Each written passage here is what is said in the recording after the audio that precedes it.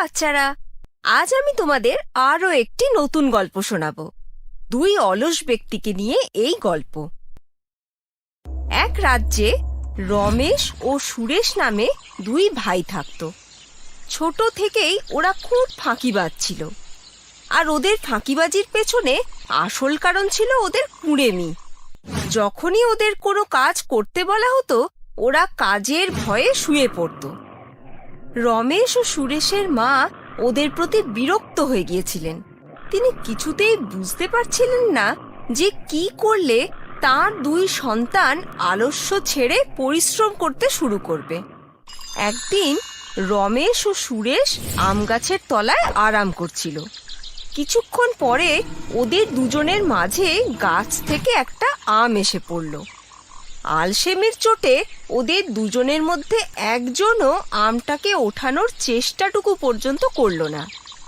ওরা দুজন শুয়ে শুয়েই আমটাকে দেখতে লাগলো। কিছুক্ষণ পরে সেখান দিয়ে সেই রাজ্যের মন্ত্রী যাচ্ছিলেন। মন্ত্রীকে দেখে রমেশ বলল, নমস্কার মন্ত্রী মশাই, আপনার একটু সাহায্যের প্রয়োজন ছিল। কিরকম সাহায্য? মন্ত্রী মশাই, যদি সম্ভব হয় আপনি কি আমার হাতে এই আমটা তুলে দিতে পারেন? রমেশের কথা মন্ত্রীর কানে বড় অদ্ভুত ঠেকল। তিনি রমেশকে জিজ্ঞেস করলেন, আরে ভাই, এটা কেমন কথা হলো? আম তো তোমার সামনেই পড়ে আছে, তুমি নিজেই তুলে নাও। পারবো না মন্ত্রী মশাই, অনেক মেহনত করতে হবে। এ আবার কেমন মেহনত হলো? তোমরা কি দুপাও নড়তে পারো না? হ্যাঁ মন্ত্রী মশাই, সেটাই তো মুশকিল। চলাফেরা আর কে করে? আপনি দয়া করে আমাদের এই আমটা ধরিয়ে দিন। রমেশ ও সুরেশের এই অলস স্বভাব দেখে মন্ত্রীর ভীষণ রাগ হলো। তিনি তাদের হাতে আম না দিয়েই সেখান থেকে চলে গেলেন। রমেশ আর সুরেশও কুড়েমি করে একই রকম ভাবে পড়ে রইল। মন্ত্রী রমেশ সুরেশের বাড়ি গিয়ে তাদের মায়ের সাথে দেখা করলেন। আমিও খুবই চিন্তিত মন্ত্রী মশাই, কিছুতেই বুঝতে পারছি না যে এই অকর্মণ্যগুলোকে কিভাবে শুধরানো যায়। এরা যদি এরকমই কর্মবিমুখ থাকে, তাহলে ভবিষ্যতে এদের কি হবে কে জানে। আপনি চিন্তা করবেন না। যদি আমি আগে থেকে ওদের ব্যাপারে জানতাম, তাহলে এতক্ষণে কিছু না কিছু উপায় নিশ্চয়ই বাতলে ফেলতাম। আগামীকাল আপনি আপনার দুই ছেলেকে রাজপ্রাসাদে পাঠিয়ে দেবেন। রমেশ সুরেশের মা ওদেরকে রাজপ্রাসাদে যেতে বললেন।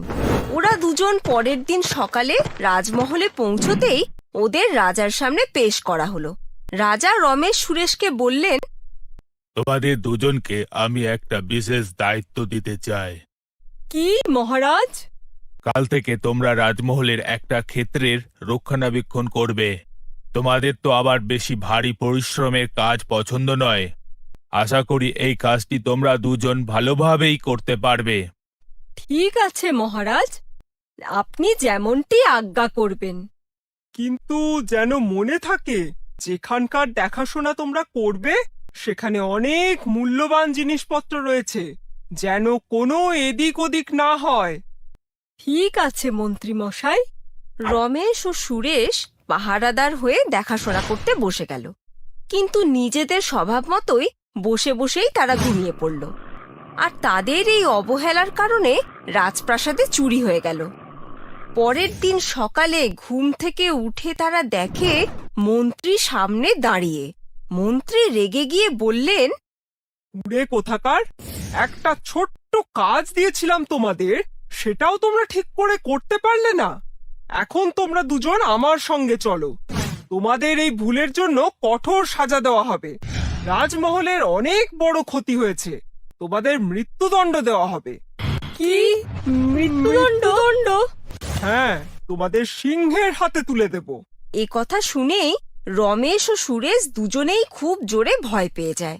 ওদের যেই না সিংহের সামনে নিয়ে আসা হয়, ওরা দুজনেই রাজার সামনে লুটিয়ে পড়ে এবং বলে, আমাদের ক্ষমা করে দিন মহারাজ, আমাদের মস্ত বড় ভুল হয়ে গেছে। যদি আমরা কুঁড়েমি না করতাম, আর কাজটাও দায়িত্বশীলতার সঙ্গে করতাম, তাহলে চুরি হতো না। আমরা প্রতিজ্ঞা করছি যে ভবিষ্যতে আর কখনো এমনটা করব না। ওদের দুজনের কথা শুনে রাজা ওদের মাফ করে দেন।